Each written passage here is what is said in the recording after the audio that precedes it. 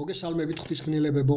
ჩვენ მახსენებმა და წინამძღოლმა იესო ქრისტემ, ვინც ყველაზე კარგად იცნობს ღვთის მოწინააღმდეგეს და კაცობრიობის საერთო მტერს, სატანა ეშმაკს, ის ასეთნაირად დაახასიათა, როგორც იკითხება აგერ იოანეს სახარებას თუ ნახავთ მერვე თავის 44 მუხლში. აქ პირველ რიგში აღნიშნოთ ის, რომ სატანა ეშმაკი რომ არარეალური იყოს, მაშინ იესო მის აი ამ დახასიათებას არ მოიხსენიებდა, რადგან ერთ დროს ზეცაში ერთად ცხოვრობდნენ იესო და ეს ანგელოზი სანამ სატანა ეშმაკად იქცეოდა. სრულიად ეს მონაკვეთი სხვა ვიდეოში მაქვს მე განხილული და საომაროთაც შევეხე, მაგრამ მოდით ყურადღება მივაქციოთ ჩვენ ამ მიმართულებით, თუ როგორ კლავს ეშმაკი ადამიანებს. მისი ძირითადი მიდგომა დასაბამიდან მოყოლებული დღემდე იგივე რჩება. ის სიცრუის მამაა, ტყუილების გამომგონებელი, ეს სიტყვა რო გამოვიყენოთ პროპაგანდას ავრცელებს ღმერთის წინააღმდეგ და მისი სწავლებების წინააღმდეგ. ეს მისი ბუნების განუყოფელი ნაწილიაო, აგერ იესო მოიხსენია. ხოლო მისი მიზანი რა არის ამ დროს? მისი მიზანი ისაა, რომ სიცრუის ხელოვნებით დაარწმუნოს ადამიანები ამა თუ იმ სიყალბეში, რათა როგორც თვითონაა ჩამოშორებული ღმერთს და მის ჭეშმარიტებას, ასევე ადამიანებიც ჩამოაშოროს ღმერთს და ჭეშმარიტებას ნებისმიერ საკითხებში. მათ შორის ჭეშმარიტებას იესოს შობის დღესთან დაკავშირებით. და აი ამგვარად მიაღწიოს თავის საბოლოო მიზანს. ადამიანებს დააკარგვინოს ჭეშმარიტი სიცოცხლე ღვთის მიერ დაპირებულ მარადიულ სამყოფელში. სწორედ აი ამის გამო მიდის ის აი ამდენ სიცრუეზე, რომ ადამიანები ამყოფოს სიყალბეში. თავს მოახვიოს ფარსი დღესასწაულები, თავისი მარიონეტი სასულიერო პირების მეშვეობით, ბნელეთის მოციქულების მეშვეობით, ვისაც მიმართავს აქ იესო თუნდაც 44 მუხლის დასაწყისში. ეს მიმართვა რო დაიწყო იესომ, მაშინდელ სასულიერო პირებს მიმართავდა, ეს ვრცელდება დღესაც ყველა ამ სასულიერო პირის მიმართ და მაშინაც დღეს ეს სასულიერო პირები შეიძლება ითქვას, რომ ეშმაკის პროპაგანდას აღვივებენ. ეშმაკის შვილებად ამიტომ მოიხსენია იესომ ისინი, რადგან ისინი აღვივებენ აი ამ სიყალბეს, ადამიანებს ახვევენ თავს აი ამ ცრუ სწავლებებს, მათ შორის ქრისტეს შობის დღესასწაულთან დაკავშირებით. აქედან ნათლად ვიგებთ აი ამ პასუხსაც, თუ ვის აწყობდა გაეყალბებინა იესოს შობის დღე და რატომ, რა მიზნით. ახლა კი მოდი მივყვეთ ფაქტების კონსტატაციას და ლოგიკურ არგუმენტებზე დაყნობით მსჯელობას, რომ დავწმუნდეთ მთელს აი ამ სიყალბეში, რომ დავაღწიოთ თავი და აღარ მოვექცეთ ეშმაკის მარიონეტი სასულიერო პირების გავლენებში. ჯერ მინდა ასეთი ლოგიკური კითხვები დავსვა, როგორ ფიქრობთ, იესოს მოციქულებს არ ეცოდინებოდათ როდის იშვა იესო? თუ კი სახარებაში მათ აღვიწერეს იესოს შობასთან დაკავშირებული მოვლენები, როგორ ფიქრობთ, რატომ არ მოიხსენიეს თვე და რიცხვი იესოს შობის დღისა? პასუხი არის ძალიან მარტივი, იმიტომ რომ თავად იესომ არ მისცა ამისი უფლება, რათა მისი შობის დღე არ გაეკერპებინათ ადამიანებს. როგორც ღვთისათვის, მისი ძის იესოსთვის და მისი მოციქულებისათვის, პირველ საუკუნეში მცხოვრები ქრისტიანებისათვის, შობისა და დაბადების დღეების აღნიშვნა კეფრთაყვანის მცემლობად ითვლება. ბიბლიაში სულ ორი დაბადების დღეა მოხსენიებული. ორივე ღვთის მოწინააღმდეგე იყო, ვისი დაბადების დღეებიც არის ნახსენები, ერთი ფარაონისა და მეორე ჩვენ ვიცით, ოდესაც იოანე ნათლისმცემელს თავი მოკვეთეს აი ამ დაბადების დღეებზე, ხო? ეს არის დიდგვაროვნების დაბადების დღეები იყო და ორივე ამ დროს უარყოფით კონტექსტშია ნახსენები. ორივენი ღვთის მოწინააღმდეგეები იყვნენ. ანუ ბიბლიურ დროში დაბადების დღეებს აღნიშნავდნენ მხოლოდ ღვთის მოწინააღმდეგეები და არა ღვთისერთგულები. და კიდევ ერთი ლოგიკური კითხვა მინდა დავსვა, ვისაც გაჯერებენ, რომ მართლმადიდებლობა დაფუძნებულია სამოციქულო ეკლესიაზე, მაშინ როცა მართლმადიდებლური ეკლესია იესომ პირველ საუკუნეში დააფუძნა 12 მოციქულზე, ხოლო მართლმადიდებლობა თავადვე ამბობენ, რომ მე-4 საუკუნის დასაწყისში მესამეს დასასრულს დააფუძნეს. ერთი მონაკვეთი ასე იწყება. თუ ნახავთ თქვენ და მიცემთ საშუალებას, მოდი ასე დაუსვით ხოლმე კითხვა, ნებისმიერ სასულიერო პირს, როდესაც ხვდებით, ხო? მარტივია ყოველთვის მოსთხოვეთ, როდესაც რაღაცისკენ მოგიწოდებენ, რაღაცის აღნიშვნისკენ, ძალიან მარტივია ეს. უთხარით უბრალოდ წმინდა წელში წაგაკითხონ, სად წაიკითხეს ბიბლიაში, სამოციქულო ეკლესიის სწავლებაში, რომ მაშინდელი ქრისტიანები ამას აღნიშნავდნენ. რომ ასე იწყებოდეს თუნდაც ასეთი მონაკვეთი, რომ თავად უფლისაგან მიეღო ვინმეს აი ამისი აღნიშნა, რომ აეღნიშნათ იმ პერიოდში კონკრეტულად შობა, აღდგომა რატო არ მოყავთ ხოლმე ესეთი მონაკვეთები წერილებიდან იმის საჩვენებლად, რომ მოციქულების და პირველ საუკუნეში ცხოვრები ქრისტიანებიც ყოველწლიურად ზეიმობდნენ და აღნიშნავდნენ თუნდაც შობას. მსგავსი რამ წმინდა წერილებში როგორც უკვე თქვი, არსად არ იკითხება, იმიტომ რომ სატანის მარიონეტებმა აი ამ დღის შობის დღესასწაულად ქცევა მოგვიანებით დაამკვიდრეს სხვა ეგრეთ წოდებულ საეკლესიო დღესასწაულებთან ერთად.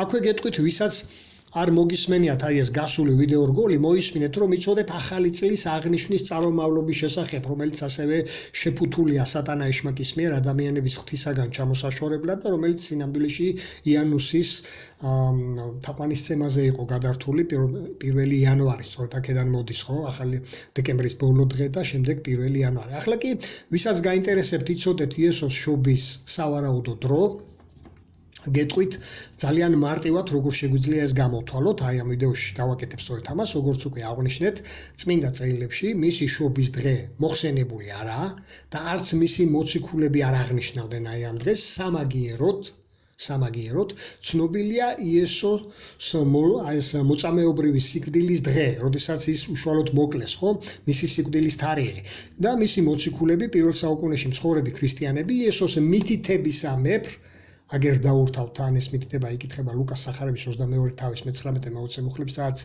თვითონ იესო აძლევს აი ამ მითითებას, რომ ამას ყოველთვის აღნიშნავდნენ. დავუკვირდეთ, რომ პასექის საღამოს, აი ეს როდესაც შეკრეფილები არიან ეს სერობას რომ ეძახიან, აი ამ საღამოს, ეს გახლავთ ებრაული კალენდრის მიხედვით 14 ნისანის საღამო, როცა იკლებოდა ხოლმე საპასექე კრავი და აი ამ დეტალებზე იესოს შეწირვის აი ამ პარალელებზე თუ რაშუაში იყო ის საპასექე კრავთან, მე ვისაუბრებ სამომავლოდ სხვა ვიდეოში და აი ამიტომ უნდა გამოიწეროთ ჩემი გვერდი, რომ არ გამოგჩეს ეს მნიშვნელოვანი დეტალებიც. და ასევე მოისმინო გასული ვიდეო რგოლიც. 14 ნისანის საღამოს უბრალო რიტუალს აწესებს აქ იესო, აი ეს სიმბოლოების ჩამოტარებით და შემდეგ მოუწოდებს მოციქულებს და ყველა მის მიმდევარს, რომ ეს საღამო აღნიშნეთო, აგერ თავად იესოს მოწოდებაა. იესო ამით გაიხსენეთო ჩემი დაღვრილი სისხლიო. და მის მიერ გაღებული აი ეს მსხვერპლის გახსენება უნდა მომხდარიყო ყოველი 14 ნისანის საღამოს. ეს არაა წირვა და ზიარება, რასაც ყოველკვირეულად აკეთებენ ეგრეთ წოდებულ მართლმადიდებლობას სამომფარებლით სუმაჯდებლები თუ თუნდაც კათოლიკური ეკლესია. არამედ წელიწადის აი ამ დროს 14 ნისანის საღამოს უნდა მომხდარიყო ამისი აღნიშვნა და ვიდრე ვნახავთ თუ როგორ მიყვებოდა ერთ-ერთში იესოს აი ამ მითითებას სამოციქულო ეკლესია და მაშინდელი ქრისტიანობა. მანამდე მინდა კვლავ დავსვა ასეთი ლოგიკური კითხვა. მსგავსად რომ მოეწოდებინა იესოს სადმე მოციქულებისათვის ჩემი შობა აღნიშნეთო ან ჩემი აღდგომაო ზარზე იმითო, თუ შეუძლიათ აგერ ბიბლია აგერ თავად არიან და დააკომენტარონ აი ამ ვიდეოს ქვეშ. თუ სადმე იკითხება წმინდა წერილში მსგავსი მოწოდება იესოს მიერ, რაზეც აქ გააკეთა იესო მოწოდება. რა თქმა უნდა მსგავს ვერაფერს ახავი, რადგან იესომ მხოლოდ ეს დაავალა სამოციქულო ეკლესიას და მხოლოდ ამას აღნიშნავდნენ ჭეშმარიტი ქრისტიანები წელიწადში ერთხელ ზუსტად 14 ნისანის საღამოს. ეს არის მოძრავი კალენდარი, მთვარწმუნიაობის პერიოდი, როცა სავსე მთვარიდან გადადის შემდეგ იწყება აი ეს 14 დღის გადათვლა. ეს უწევს ხოლმე მარტის ბოლო კვირები, აპრილის პირველი კვირები. აი ამ დროს ემთხვევა ხოლმე და ეს დეტალი აუცილებლად დავიხსოვოთ, რადგან ბოლოს გამოგვადგება, რათა გამოვითვალოთ მიახლოებით იესოს შობის პერიოდი. კვლავ დაუბრუნდეთ იმას, თუ როგორ მიყვებოდნენ იესოს აი ამ მითითებას და მისი სიკვდილის დღის გახსენებას ყოველწლიურად მისი მიმდევრები და სამოციქულო ეკლესია. აგერ მათი ჩანაწერი კორინთელების პირველი წერილი ნახეთ, მე-11 თავის 23-დან 26-ის ჩათვლით. აქ ეს მონაკვეთი ასე იწყება, რომ მოციქულებმა ეს თვითონ კი არ დაადგინეს თავისით.